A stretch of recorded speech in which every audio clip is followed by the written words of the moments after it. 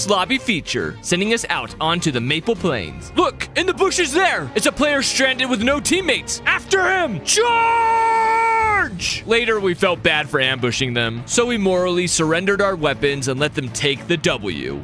Some of you may die, but it's a sacrifice I am willing to make. Well, my team didn't like being sacrificed, so I had to visit the necropolis alone with a rando online instead, where, funny enough, I pair up with a different mummy, Uncle Buck. How nice of you to notice. Like family, he gives us sage advice for the fight ahead, and tips for the boss. Before we launch into the attack on Nurgle, Lord of the Underworld, he who immediately summons scythes to deny close-up attacks, and a white mist to damage us over time, I changed my weapon to a staff that would block in the boss with a ring of destructible trees. But it did not stop him from teleporting around, using his scythe to thresh the players in his immediate area, or summoning even more farming tools. Uncle Buck and I played well off each other, with the mummy acting as live bait tying Nurgle to one place, and me providing constant damage like I'm playing bot in League. Right when we're about to vanquish the foe, my companion warns me about the second phase, where not only does Nurgle respawn, but the only way to damage him is to destroy his orbiting scythes, which starts shooting lasers and seeking us across the stage. However, Buck and I have grown together and we vanquished the spectral weapons, breaking the Lord of Death's grip on this land. You know, Uncle, I think this is the start of a beautiful friendship. Let's go to Frosthold Glacier together. After a quick pep talk and strategy meet, we move in to face the Yeti Foot Clan brothers, with one entering from the ceiling and both shooting windy shockwaves our way. I switched to a flamethrower-like weapon to do greater damage, as well as to burn my ally out of icy cages summoned by Enlil the Smallfoot. To support our friendship, I brought back out the trees that also give a small healing effect to us. But the Yetis cut down the forest. We do our best to keep up the pressure and are so close to getting Smallfoot. But between their surrounding ice mines, angering Bigfoot by destroying his brother, and his vicious follow-up attack, I lose Uncle Buck.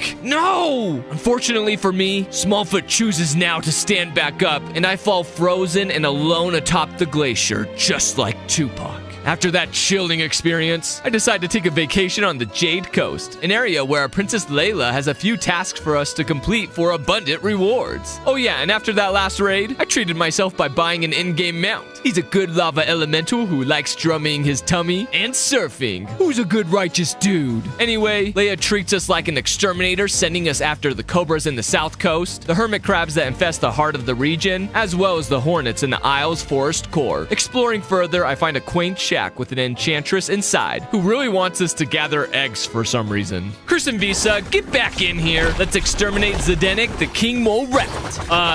Guys, a little help here? Imbeciles. And hey, stop stealing all my gold I got for us here. We go to the Valkyrie to check out the other various PvPvE modes and decide to attempt the Protecting Princess Layla Guardian Challenge. Grabbing some stranger off the street, we first had to choose from 3 predetermined heroes. This was actually very similar to a roguelike if you're into those. Then we spawned in as level 1s with only daggers to our name. Let the games begin! Protect the princess against waves and waves of enemies who drop power-ups for your character. This mode requires complete trust in your comrades, especially because anyone can pick up the items on the ground. In between some waves, mini-bosses make a beeline to the princess, so you have to have towers prepped to slow them down. For each round beaten, each player is then offered one of 3 choices in how to boost their stats. Again, just like a roguelike. My rider chose the Nun, who has an area healing ability, while as a paladin, I had a passive that auto-triggers to protect me when I get swarmed by enemies.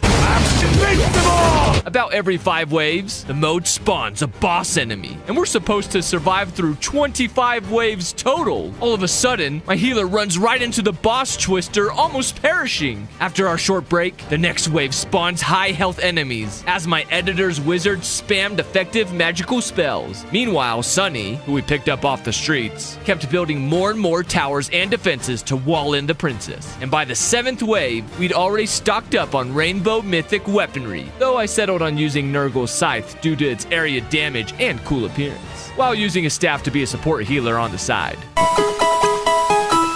The assault continued with more damage-absorbing enemies that looked like Jack Horner from Puss in Boots, more Cyclops bosses, many tree rings I sprouted for heals, but then new enemy soldier classes began appearing, tougher than the Jacks we've slayed before, who actually have quite strong attacks. I need healing. Sunny stayed center, trying to save the princess, while weak waves of Jawas attempted to surround us, followed immediately by the big breakers, damaging Layla to 80%.